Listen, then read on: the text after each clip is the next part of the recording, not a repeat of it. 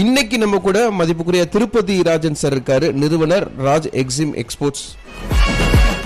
என்னுடைய mentor mister Rathnavel அவர்கள் பார்த்தீங்கன்னா சீனியர் பர்சன், சோஷியல் பப்ளிக் சர்வீஸில் கிட்டத்தட்ட மோர் தேன் 60 இயர்ஸ் இருந்திருக்காங்க.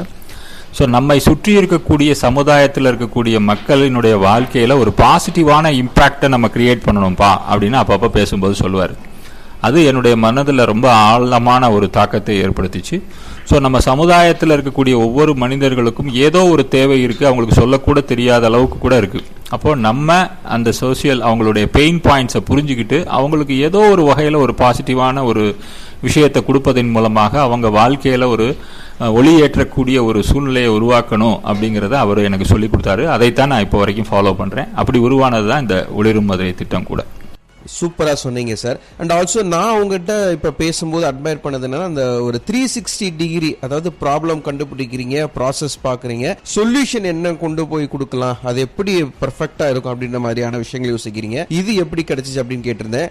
ஏன்னா மக்களே, நேத்து சார் கிட்ட உட்காந்துருந்தேன், என்ன மாதிரியான ப்ராசஸ் சொல்லிட்டு ஒரு பிபிடியாவே எங்களுக்கு போட்டு காமிச்சாங்க. அதுல முக்கியமா எனக்கு ரொம்ப ரொம்ப பிடிச்சிருந்த விஷயம் என்னன்னா, சோர்ஸ் செக்ரிகேஷன். ஆரம்பத்திலே இந்த கேள்வி அதனாலதான் நான் கேட்டிருந்தேன். சார், இந்த வீட்டில இருந்தே வெளியில வரக்கூடிய இந்த சில பொருட்கள், இப்ப பிளாஸ்டிக்க தனியா, ஃபுட் வேஸ்ட் தனியா, அப்புறம் சானிட்டரி பேட்ஸ், இந்த மாதிரியான விஷயத்தை தனியா, எலக்ட்ரானிக் குட்ஸ் வேஸ்ட் தனியா போடுறதுனால என்ன மாதிரியான பெனிஃபிட்ஸ் இருக்குன்னு கேட்டிருந்தேன். சார் டீடைலா சொல்லியிருந்தாரு. இப்போ சோர்ஸ் செக்ரிகேஷன் எவ்வளவு தூரத்துக்கு முக்கியம் சார் சொல்றாரு, கேளுங்க.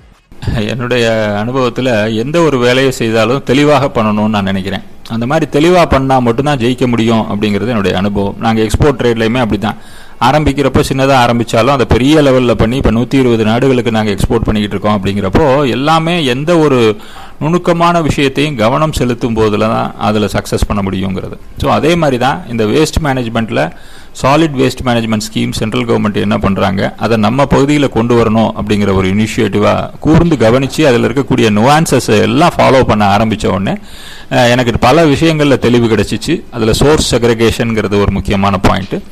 இதை எடுத்து இம்ப்ளிமெண்ட் பண்ணுவதற்கு சில நடைமுறைகளில் இருக்கக்கூடிய ப்ராக்டிக்கலான விஷயங்கள் எல்லாம் எடுத்து செய்ய ஆரம்பிக்கும் போது எல்லாமே சுலபமாக நடக்கும். ஒன்லி திங் இஸ் நமக்கு தேவை ஆர்வமும் முயற்சியும் மட்டுமே அப்படிங்கிறத புரிஞ்சுக்கிட்டேன், அதை செயல்படுத்துகிறேன் சார். நிறைய பேர் இதை செய்யணும் அதை செய்யணும்னு ஆசைப்படுவாங்க. இன்னும் சில பேர் வாய் வார்த்தையாவே சொல்லிட்டு இருப்பாங்க, செயல் வடிவில் ஒன்றும் கிடையாது.